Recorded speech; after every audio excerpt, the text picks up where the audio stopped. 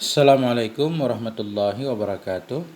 Teman dan sahabat semuanya dimanapun berada, semoga semuanya senantiasa dalam limpah kurnia Allah, dalam lindungan Allah, dalam keadaan sehat walafiat. Amin ya rabbal alamin. Kita lanjutkan belajar mengartikan kitab Sahihul Bukhari. Alhamdulillah kita sudah sampai di hadis nomor 4. Bismillahirrahmanirrahim. Qalal musannifu rahimahullah wa nafa'ana bi'ulumihi amin ya rabbal alamin. Qala Ibnu Syihabin, berkatalah oleh Ibnu Syihab, wa akhbarani Abu Salamah, dan memberitahukan kepadaku oleh Abu Salamah. Siapa Abu Salamah? Ibnu Abdurrahman, anaknya, putranya Abdurrahman. Apa kata Abu Salamah?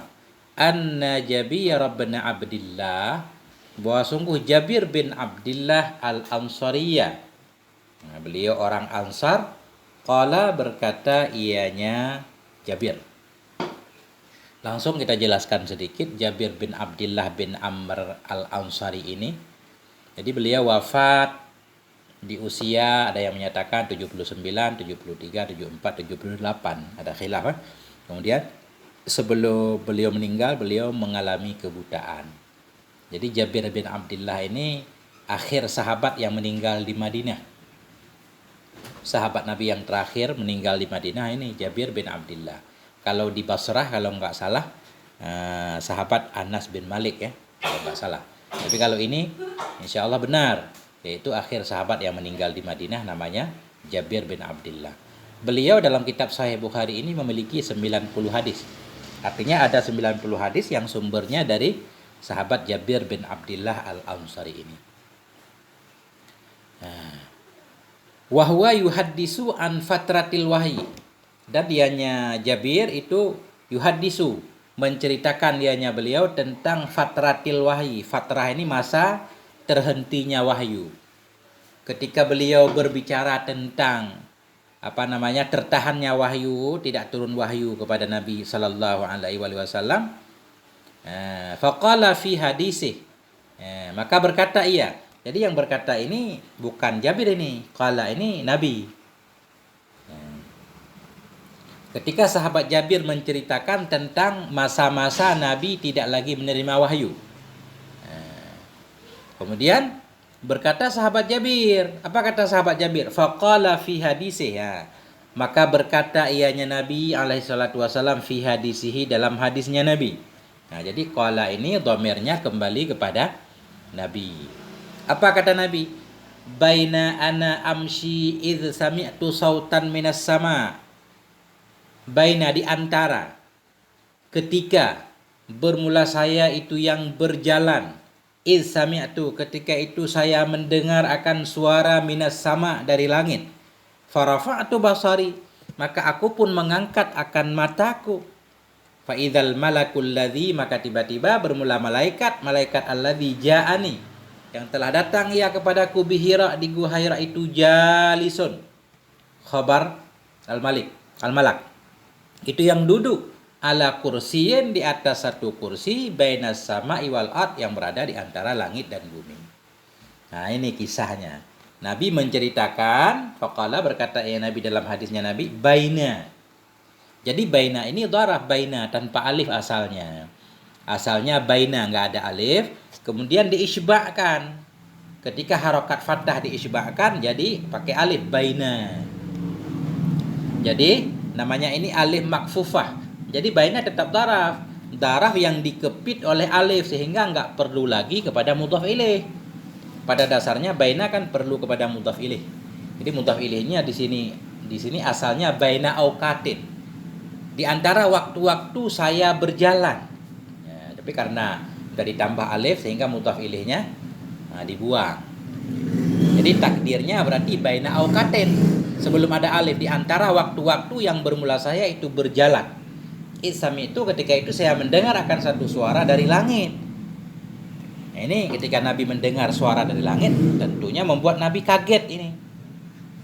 Farafa'tu basari, maka saya mengangkat akan mata saya, fa'idzan al malaku, maka tiba-tiba bermula malaikat itu Bermula malaikat, malaikat allazi yang datang ia kepadaku di Hira itu yang duduk.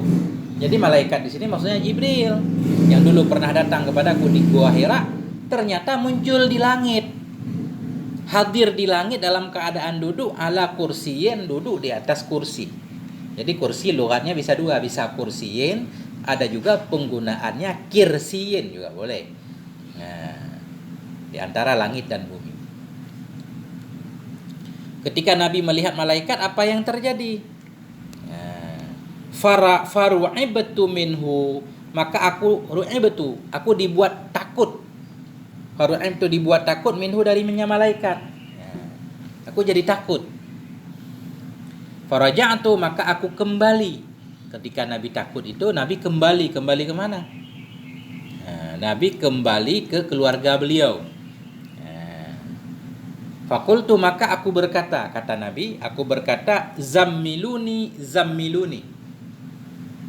selimuti oleh kalian akan aku, selimuti kalian oleh kalian akan aku. Dalam riwayat yang lain, kalau dalam riwayat Imam Muslim ini bukan zammiluni tapi dasiruni. Dasiruni artinya sama, cuma lebih cocok dengan ayat yang akan turun ketika itu, yaitu ya ayyuhal muddatsir nanti. Kemudian aku kembali, fakultu, maka aku berkata, zammiluni, selimuti oleh kalian akan aku, selimuti oleh kalian akan aku. Fa'andalallahu ta'ala, maka menurunkan oleh Allah ta'ala ketika itu, ya ayyuhal muddatsir. Wahai, datsir itu orang yang berselimut dengan pakaiannya. Ya ayyuhal muddatsir, wahai orang yang berselimut dengan pakaiannya. Kum fa'anzir, bangunlah kamu. Fa'anzir, beri peringatan olehmu kepada orang-orang yang tidak beriman kepadamu. Jadi anzir itu memberi peringatan sambil menakut-nakuti. Lawan dari tabsyir wa basyir. Kalau basyir memberi kabar gembira. Karena ketika itu mungkin belum ada yang masuk Islam, makanya anzir, beri peringatan olehmu kepada orang-orang yang belum beriman dengan dirimu. Arti anzir, hazir minal azab. Wanti-wanti olehmu dari azab terhadap orang-orang yang tidak beriman kepadamu. Ya ayyuhal muddatsir qum fa'anzir. Wasiyabaka fatahhir, nanti lanjut. Warrujza fahjur. Ila qaulihi, hingga firman-Nya Allah warrujza fahjur. Jadi rujza di sini diartikan dengan berhala. Jadi rujza itu ausan, patung. Warrujza fahjur, dan akan patung berhala tinggalkan olehmu. Jadi sesudah turun firman Allah ya ayyuhal muddatsir, fahamiyal wahyu. Hamiya artinya kasura, maka banyaklah oleh wahyu, watataba'a, dan terus menerus ianya wahyu. Dalam riwayat yang lain bunyinya bukan tataba'a tapi tawatara, terus-terusan ia, mutawatir. Jadi ketika sesudah turun ayat ya ayyuhal muddatsir, kemudian wahyu turun terus-menerus tanpa henti. Fahamiyal wahyu, maka banyaklah oleh wahyu, watataba'a, dan terus-menerus ianya wahyu. Kemudian jadi hadis ini semuanya perawinya Madinah semuanya, ahli Madinah semuanya yang meriwayatkan hadis ini. Kemudian lanjut dikit lagi, mutaba'ah akan ini oleh Abdullah ibnu Yusuf wa Abu Saleh. Maksudnya hadis ini juga diriwayatkan oleh Abdullah bin Yusuf dan Abu Saleh. Wattaba'ahu, dan mutaba'ah akan ini hadis oleh Hilal ibnu Raddad aniz Zuhri. Wa qala Yunus dan Ma'mar. Berkatalah oleh Yunus dan Ma'mar, bawadiruh. Ini saya nggak paham nih bawadiruhnya apa. Apa maksud bawadiruh?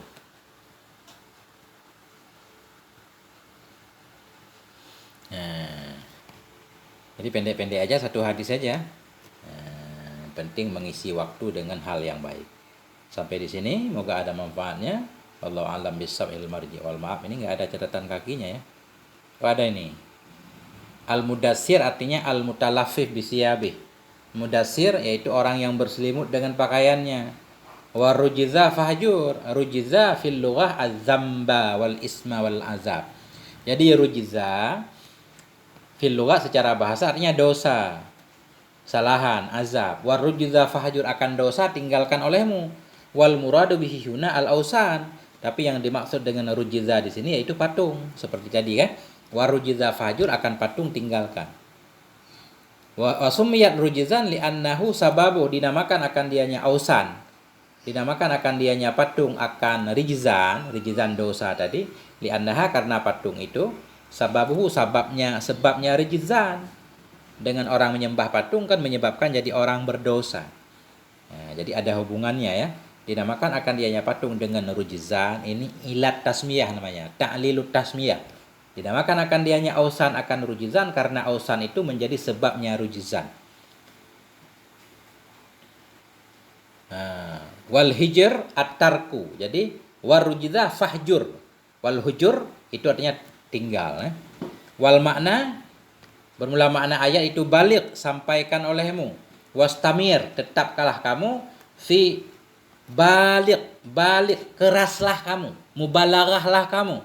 Wastamir, tetaplah kamu. Fi tarkika, dalam meninggalkannya dirimu, lil ausan, bagi patung-patung. Wal ayat itu awailu suratil mudassir, bermula ayat-ayat di atas itu awal surat al-mudassir. Fahamiyal wahyu wa tataba'a. Apa arti hamiyah? Kasura, banyaklah oleh turunnya wahyu. Wa maji'uhu, dan banyaklah oleh kedatangannya wahyu. Taba'ahu, artinya taba'a Yahya bin Bukair. Oh, begini maksudnya ya. Saya nggak lihat ini. Tadi di atas taba'ahu, mengikuti akannya siapa? Yahya bin Bukair. Mengikuti, memutaba'ah akan Yahya bin Bukair. Siapa Yahya? Rawil hadis salis, perawi hadis ketiga di atas. Memutaba'ah akan beliau, akan Yahya bin Bukair, oleh Abdullah bin Yusuf dan Abu Saleh. Artinya Abu Saleh juga meriwayatkan hal yang sama. Fakanal ansab, maka adalah munasabat ayat anta'tiya hadhil mutaba'ah, datanglah oleh ini mutaba'ah tadi qabla hadis Jabir radhiyallahu. Mestinya taba'ahu itu beliau tulis di selesai hadis ketiga, karena dhamirnya kembali kepada Yahya bin Bukair. Ini yang membuat kita jadi bingung ini tanpa melihat catatan kaki terlebih dahulu. Jadi bawadirahu artinya qala. Bawadirahu, berkata ianya Abdullah di atas yang memutaba'ah hadis ini. Bawadir, berkata ia bawadirahu, artinya tarjufu bawadiruh, bergetarlah oleh bawadirnya, ganti yarjufu fuado. Dalam hadis di atas kalau riwayat Yahya bin Bukair bunyinya fuado, gemetarlah hatinya Nabi. Nah, di sini kalau dari Abdullah ini bukan fuado tapi bawadiruh, jam'u badirah. Wahiyal lahmatul lati bainal mangkabi wal unuqi, daging yang ada di antara bahu dan leher. Bergetar ini apa namanya? Di sebelah daging, sebelah leher. Kalau orang ketakutan kan kadang bergetar sendiri. Nah, itu bawadiruh. Dan bergetarlah oleh bawadirnya Nabi, daging yang ada di antara bahu dan leher.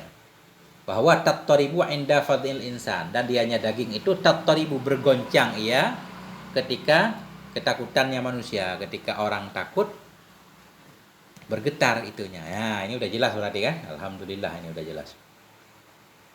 Benar, ini ada hadis nomor 4. Sampai di sini moga ada manfaatnya. Mohon maaf atas segala kekurangan. Walhamdulillah wal afwa minkum. Wassalamualaikum warahmatullahi wabarakatuh.